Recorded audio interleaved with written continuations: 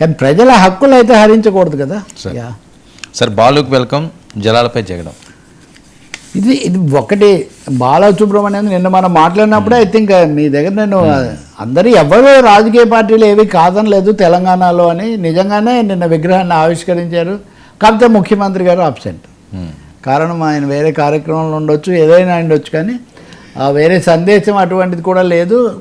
జరిగింది అంటే కొద్దిమంది వివాదం చేసినంత మాత్రాన తెలుగు ప్రజల మధ్యలో ఉన్నటువంటి సౌహార్దత, సంఘీభావం, సహోదరత్వం, కళాత్మకమైన అనుబంధం తొలగదు అని బాలు విగ్రహ స్థాపన చాలా స్పష్టం చేస్తూ ఉంది మనకు. ఖచ్చితంగా అన్ని ప్రాంతాలను, అన్ని సంస్కృతులను అందరినీ కూడా గౌరవించాలే, కానీ అలాంటి వాటి మీద మీరు వివాదాలు పెట్టుకోకండి. ఇదిగో మనం ఇప్పుడు చర్చించినట్టుగా గ్రామీణ ఉపాధి, ధరలు, వైద్యం, విద్య ఇట్లాంటి వాటి మీద మీరు చెయ్యండి అని ప్రజలు ఒక దీని గుణపాఠం బాలసుబ్రహ్మణ్యం మరణానంతరం కూడా ఆయన విగ్రహం ద్వారా ప్రజలకు ఒక మంచి ఐక్యతా సందేశం ఇచ్చారని మనం భావించాల్సి ఉంటుంది. రాజకీయ పార్టీలు కూడా బాధ్యతగా వ్యవహరించాయని చెప్పాలి. అన్ని పార్టీలు, అందరి నాయకులు దీనికి ఏమీ లేదు. నిన్న అఫ్కోర్స్ రేవంత్ రెడ్డి రాకపోయినా దుద్దిల్ల శ్రీధర్ బాబు ఆ వేదిక మీద ఉన్నారు, ఇతరులు కూడా ఉన్నారు. ఆయనే చొరవ తీసుకున్నారు. నిజానికి ఒక ఆయన చెప్పారు, కుటుంబ సభ్యులు చెప్పారు, మేము గతంలో చాలా ప్రయత్నం చేశాము, అది అప్పుడు జయప్రదం కాలేదు, శ్రీధర్ బాబు ప్రత్యేకించి ప్రోత్సహించి దీన్ని తీసుకొచ్చారన్నారు. అది మంచి విషయమే. మొత్తానికి దీని ద్వారా ఒక సుహృద్భావ సందేశం, సుహృద్భావ సంగీతం అని కూడా చెప్పవచ్చు. ఎందుకంటే బాలసుబ్రహ్మణ్యం భారతదేశం యొక్క బహుముఖీనతకు, బహుభాషా విశ్వాసాల సంస్కృతికి ఆయన ఒక ప్రతిబింబం లాంటి వాడు. ఆయన పాట పాడని భాషలు, ప్రముఖమైన భాషలు దాదాపు లేవు. దక్షిణాది నుంచి ఉత్తరాది వరకు అదే వైవిధ్య సంస్కృతి అని మనం భావిస్తే అది రెండు తెలుగు రాష్ట్రాల మధ్య ఒక సేతువులాగా ఉండటం. నిజంగానే పాడుతా తీయగా అనేది అందరూ చూస్తారు కదా, ఆయన ప్రవేశపెట్టింది. పాడుతా నా పాట నీ నోట అన్న ఇంకోటి అదొకటి. అయితే ఇదే సమయంలో సీరియస్ థింగ్ ఏమంటే కేసీఆర్ గారు ఎల్లుండి రాబోతున్న సమయంలో నదీ జలాలు అన్నది ఈరోజు వాళ్ళ పత్రిక కనుక చూస్తే మొత్తం పైనుంచి కింది వరకు పతాక శీర్షికలు అన్నీ దాంట్లోనే ఉన్నాయి. బహుశా సాంస్కృతికమైన ఈ తేడాలు లేకుండా రెండు రాష్ట్రాల ప్రజలు ఎవరిది వాళ్ళని చేసుకుంటూ వెళ్దాం అనుకుంటున్నారు. కాబట్టి ఇప్పుడు నదీ జలాలు లాంటి ఒక ప్రాక్టికల్ ఇష్యూ తీసుకుంటున్నట్టుగా కనిపిస్తుంది. ఇదేమి తొందరగా సాల్వ్ కూడా కాదు.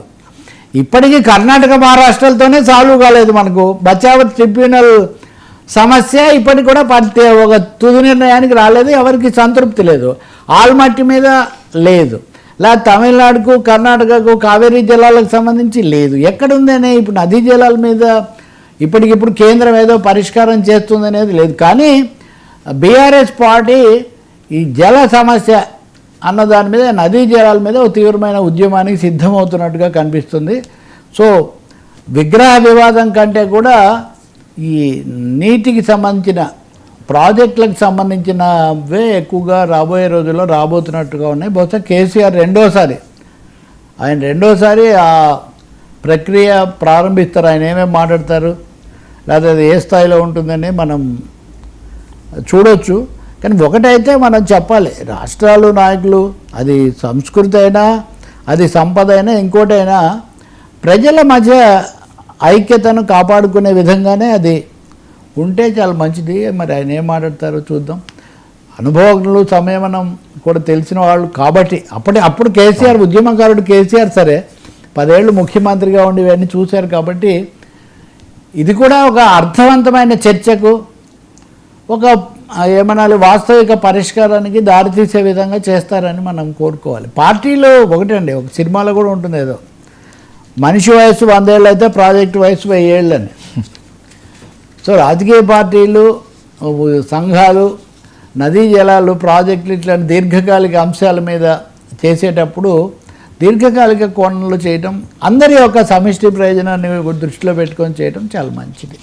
సో బాలు టు జలాలు, that is my comment. Right sir, thank you so much Rao garu. ఇది